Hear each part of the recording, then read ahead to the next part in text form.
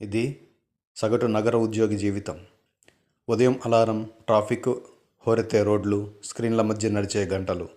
విలాసాలు ఉన్నాయి, కానీ ఊపిరి లేదు. పెరుగుతున్న కాలుష్యం, డిజిటల్ ఫెటిగ్, నిద్రలేమి, మానసిక ఒత్తిడి. నగరాలు ఆర్థికంగా ఎదుగుతున్నా ఆరోగ్యంగా వెనకబడుతున్నాయి.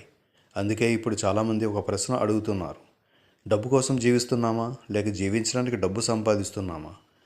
2023లో గ్రామీణ ప్రాంతాల్లో రెండో ఇల్లు, ఫామ్ హౌస్ కొనుగోళ్లు 45% పెరగడం యాదృచ్ఛికం కాదు. ప్రకృతితో అనుబంధం, పిల్లలకు స్వచ్ఛమైన ఆహారం, ప్రశాంత జీవనం ఇవే కొత్త విలాసాలు. కానీ వ్యవసాయం అంత ఈజీ కాదు.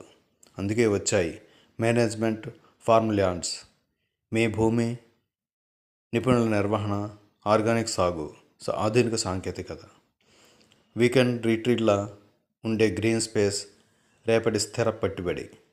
ఇప్పుడు నగరవాసులు కేవలం ఇల్లు కాదు, భవిష్యత్తును కొనుగోలు చేస్తున్నారు. ఎందుకంటే పచ్చదనం లగ్జరీ కాదు, అది ఆరోగ్యానికి, ఆనందానికి అవసరం. ప్రకృతి వైపు తిరిగే ఈ ప్రయాణం ఒక ట్రెండ్ కాదు, ఒక జీవన మార్పు.